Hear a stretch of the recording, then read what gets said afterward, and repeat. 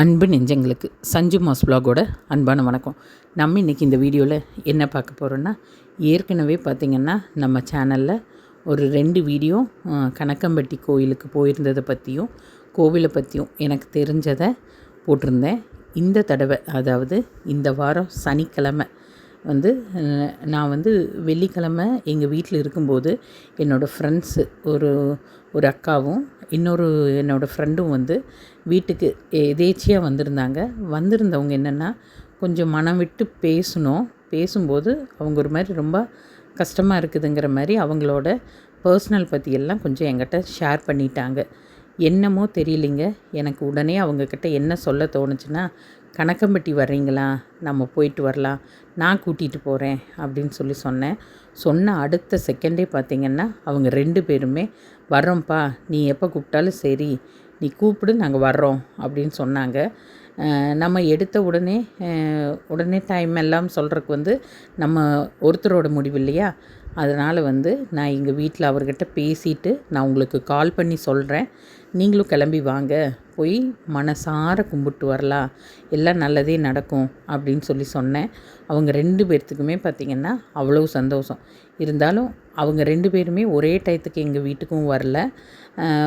நாங்கள் பெருசாக இதெல்லாம் ரொம்ப பெருசாக பிளான் பண்ணவும் இல்லை. எதேச்சியாக நானும் சொன்னேன், அவங்களும் எல்லாம் சரின்ட்டு போனாங்க.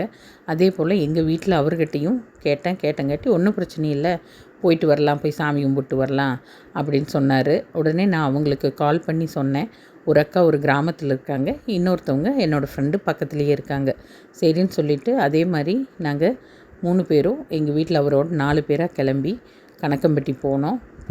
நான் போகும்போதே சொல்லிட்டேன், நீங்கள் மனசுருகி உங்களுக்கு என்னென்னவெல்லாம் மனபாரம் இருக்குதோ அதையெல்லாம் அவர்கிட்ட அமைதியாக உட்காந்து இறக்கி வச்சுருங்க. அங்கேருந்து நம்ம வெளியே வரும்போது உங்கள் மனசெல்லாம் லேசாக இருக்கணும். அதே போல் உங்கள் பிரச்சனை எதுவுமே இருக்கக்கூடாது. அவரோட பாதத்தில் எல்லாமே வச்சுருங்க, அது எல்லாமே சரி பண்ணி கொடுத்துருவார் அப்படின்னு ஒரு பெரிய நம்பிக்கையை கொடுத்தேன். அந்த நம்பிக்கையை அவங்களும் மனசார நம்பினாங்க. அதனால் அவங்களும் வந்தாங்க. எல்லாம் போய் நல்லபடியாக சாமியெல்லாம் கும்பிட்டு முடிச்சுட்டு அங்கே இப்போ முதல்லையெல்லாம் உள்ள வரைக்குமே நம்ம வீடியோலாம் எடுக்கிறதுக்கு அலோவ் பண்ணுவாங்க. இப்போ எந்த இடத்துல பார்த்தாலும் ஃபோட்டோ வீடியோலாம் எடுக்கிறதுக்கு அலோவ்டு இல்லை அப்படிங்கிற மாதிரி ஒவ்வொரு இடத்துல எழுதி ஒட்டியிருக்காங்க. அதனால் மோஸ்ட்லி உள்ளே எல்லாம் போய் என்னால் வீடியோ எடுக்க முடியல. நான் எந்தெந்த இடங்களில் நின்று சாமியை மனசார கும்பிட்டனோ அந்த இடங்களை எல்லாம் உங்களுக்காக வீடியோவாக எடுத்துகிட்டு வந்திருக்கேன். அது ஒரு அழகான பதிவாகவும் கொண்டு வந்திருக்கேன். அவங்க 2 பேர்த்துக்கும் பார்த்திங்கன்னா சாமியெல்லாம் கும்பிட்டு அன்னதானம் போய் சாப்பிட்டு திரும்ப நாங்கள் ஒரு இடத்துல எல்லாம் உட்காந்து கொஞ்சம் நேரம் பேசிகிட்டு இருக்கும்போது அவங்க சொல்கிறாங்க, அவ்வளோ நல்லா இருக்குதுப்பா, இது எதுவுமே நாங்கள் நினச்சே பார்க்கல, எப்படி திடீர்னு இதெல்லாம் நடக்குதுன்னே தெரியல அப்படின்னாங்க. அப்போ நானும் சொன்னேன், எனக்கும் சத்தியமாக தெரியலைங்க, நானும் இதெல்லாம் பெருசாக பிளான் பண்ணவெல்லாம் ஒன்றும் இல்லை, என்னமோ திடீர்னு தோணுச்சு, சரி வாங்க போயிட்டு வரலான்னு கேட்ட அடுத்த நிமிஷமே நீங்களும் சரி வர்றோம் போகலாம் அப்படின்னு சொன்னீங்க. அப்போ இது எதுவுமே நம்மளோட செயலே இல்லை, செயல்படுத்துகிறவர் ஒருத்தர், செயல்படுறவங்க நாம் அப்படிங்கிறத மனசார உணர்ந்தங்க. அன்னைக்கு அது மட்டும் இல்லை, கணக்கம்பட்டியோடு வரல, கணக்கம்பட்டியில் திருப்திகரமாக சாமி கும்பிட்டு திரும்ப வரலாங்கும்போது சரி பழனி வழியாக வரலாம் அப்படின்னு போகும்போது பார்த்திங்கன்னா அங்கே பழனிலையும், அதாவது ஏற்கனவே நான் சொல்லியிருக்கேன், பெரியாவுடையார் கோவில், அதை நான் உச்சரிப்பில் மாற்றி திருவாவுடையார் கோயில் அப்படின்னு சொல்லிட்டேன். அது என்னோடய தவறு, அதுக்கும் மன்னிப்பு கேட்டுக்கிறேன்.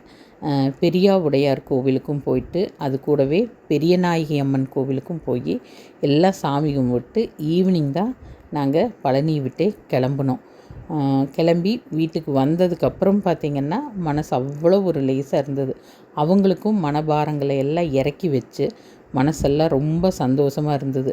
அந்த சந்தோஷம் எதில் தெரிஞ்சதுன்னா அவங்களோட முகத்தில்.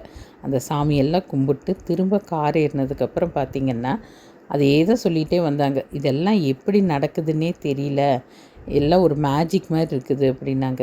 லைஃபே மேஜிக் தானுங்க.